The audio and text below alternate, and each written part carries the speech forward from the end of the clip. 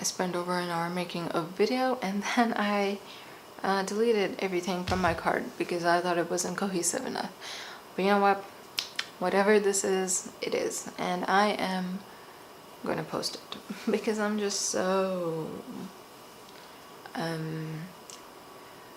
edgy like that.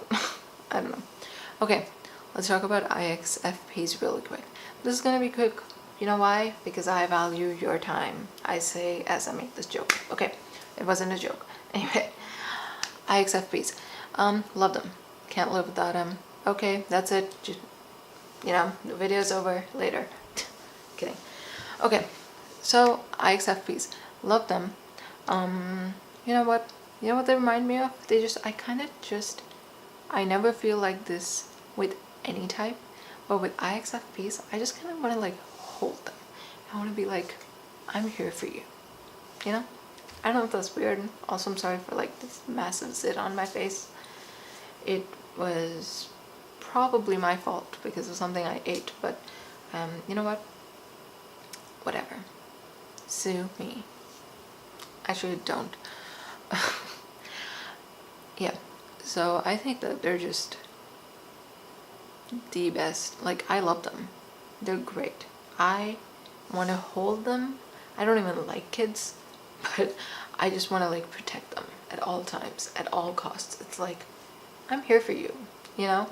Because I feel like it's a very mutual vibe. I get that vibe from them. I feel like IxFPs are like just, their entire aura is like, I'm here for you, you know?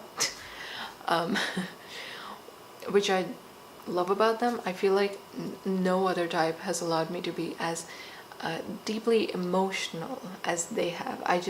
Every time I'm in a good conversation with an ISFP or an INFP, I just A, am completely immersed, and B, like after the conversation's over, I'm just so tired.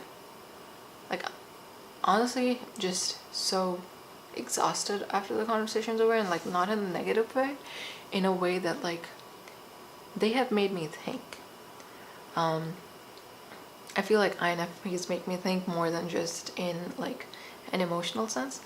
INFPs are more for me like because we have matching intuition values, I feel like, in a way, so it's easier for me to like go back and forth with them during conversations about a lot of things, which may or may not have to do with emotions, but just in general I feel like INFPs and ENTPs connect a lot.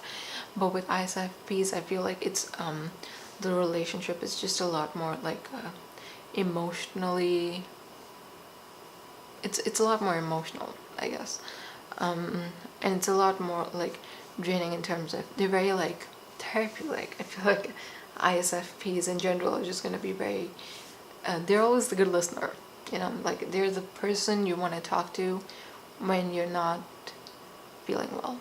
Like when you're feeling down, these are the people. Either ENFJs or ENFJs, ESFJs, or ISFPs, INFPs. And I feel like ISFPs and INFPs never cut you off, which I love, you know, because it's like, well, I was talking, you know, you don't have to cut me off. And I don't think they ever do that. I feel like they may have some issues with like boundaries, and I feel like they have issues with people just stepping all over them because they're just so nice. And I think that's also mainly because of how giving these types are. Over time they get conditioned to be like that, not just because they are like that, but because like society tells them, and society is like, oh, you're so nice, you're such a listener, you're just so giving. And because they feel the need to kind of like mesh in with that, with like, because it also makes them feel good in a way. And because they feel the need to like mesh in with that stereotype that's been created for them, they often really do suppress their emotions and they don't talk about it. And I think that's very unhealthy, and it can manifest in unhealthy ways. One more thing I've noticed, they have a great capacity to tolerate. Like IxFPs are the ones that can like tolerates people's bullshit. Like I can't. I just straight up am like, dude, shut up. I don't want to listen to your talk anymore. I'm not that mean, but I definitely know how to convey a point. But I think IxFPs are just they're great under authority, because I was talking to my INFP friend about like IxFPs in general, and she's like, well, when it comes to interpersonal relationships, it can be frustrating. I mean, interpersonal, everything's interpersonal. When it comes to like more intimate friendships and relationships, it can be kind of frustrating.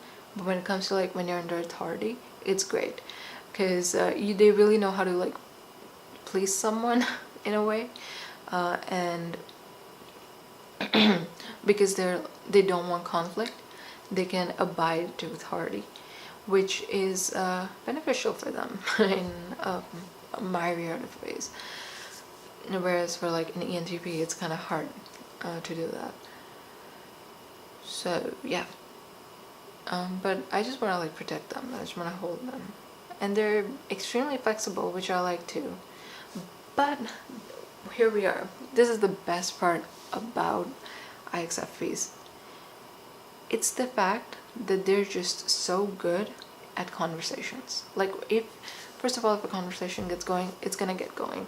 I have never been more emotionally invested. I think I've said this. In like when I talk to any other type, except for when they're IxFPs. Sometimes it can get a little too much for me.